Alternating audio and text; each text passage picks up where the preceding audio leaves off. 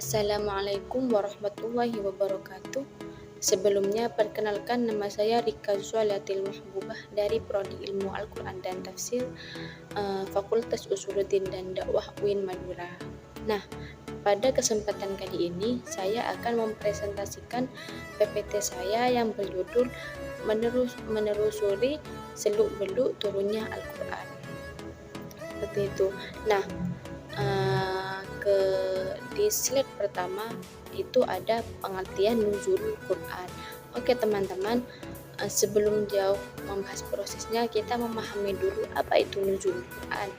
Nah, secara sederhana, nuzulul Quran ini berarti peristiwa turunnya Al-Quran dari Allah Subhanahu wa Ta'ala kepada Nabi Muhammad SAW melalui malaikat Jibril. Nah, kalau kita bedah secara bahasa, nuzul itu artinya turun, sedangkan Al-Quran artinya bacaan atau yang dibaca berulang-ulang. Sedangkan secara istilah, nuzulul Quran ini adalah turunnya wahyu Allah Subhanahu wa Ta'ala kepada Rasulullah yang diawali dengan wahyu pertama, yaitu surah Al-Alaq, yang dimana surah Al-Alaq ini dari ayat 1 sampai ayat 5, yang awalnya itu Iqra bismi rabbikal ladzi khalaq. Nah, itu awalnya surat Al-Alaq.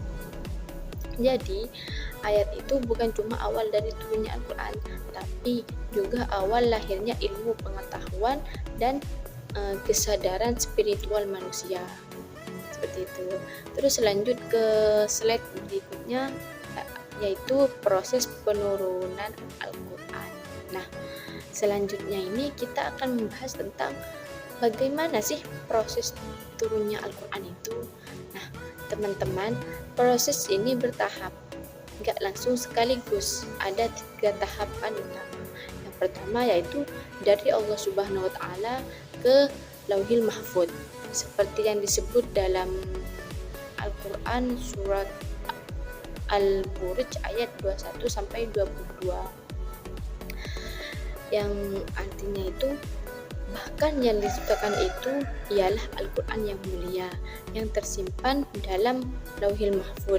Ini menunjukkan bahwa Al-Quran itu sudah dipelihara dan terjaga sejak di sisi Allah.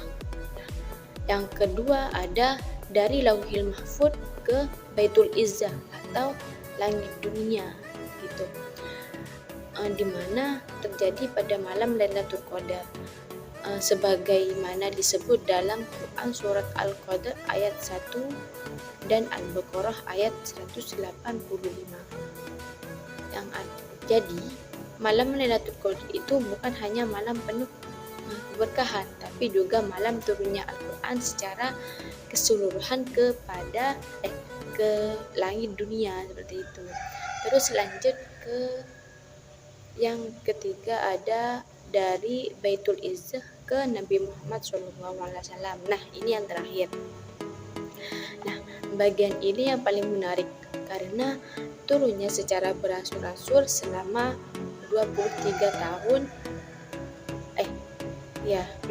tahun melalui malaikat Jibril, seperti yang diterangkan dalam Quran surat Al-Isra ayat 105, yang tujuannya supaya Rasulullah SAW dan umatnya bisa memahami dan menghafalkan dan mengamalkan secara bertahap. Nah, di slide keempat itu ada hikmah dan asbabun nuzul. Sekarang ini kita masuk ke hikmah dan asbabun nuzul. Kenapa Al-Quran gak langsung turun sekaligus? Ya, karena di situ ada hikmah besar yang luar biasa. Apa itu? Mari kita lihat. Nah, hikmahnya pertama ini, hikmah turunnya Al-Quran secara beransur-ansur, yaitu untuk meneguhkan hati Rasulullah SAW agar beliau tetap kuat menghadapi ujian dakwah, dan juga untuk memudahkan dan menghafal dan memahami setiap ayat. Sedangkan selanjutnya, supaya lebih mudah diamalkan dalam kehidupan sehari-hari.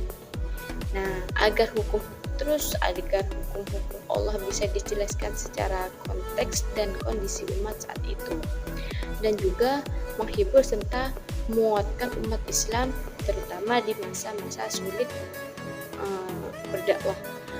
Nah, lalu ada juga istilah asbabun nuzul, yaitu sebab-sebab atau peristiwa yang melatar belakangi turunnya suatu ayat.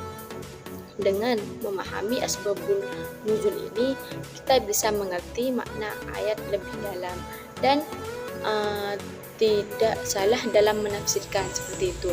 Terus karena konteks turunnya ayat itu menentukan bagaimana kita menerapkannya di kehidupan modern ini seperti itu. Nah, di slide terakhir ini yaitu penutup. Nah, jadi teman-teman, kita bisa menyimpulkan bahwa nuzulul Quran bukan cuma peristiwa sejarah, tapi fondasi spiritual umat Islam. Dari proses turunnya saja kita bisa belajar banyak tentang kesabaran dan kebijaksanaan dan betapa Allah menurunkan wahyunya dengan penuh hikmah. Semoga kita termasuk orang-orang yang tidak hanya membaca, tapi juga bisa memahami dan mengamalkan Al-Quran dalam setiap langkah kehidupan kita. Terima kasih atas perhatiannya teman-teman semuanya. Mungkin hanya itu. Wassalamualaikum warahmatullahi wabarakatuh.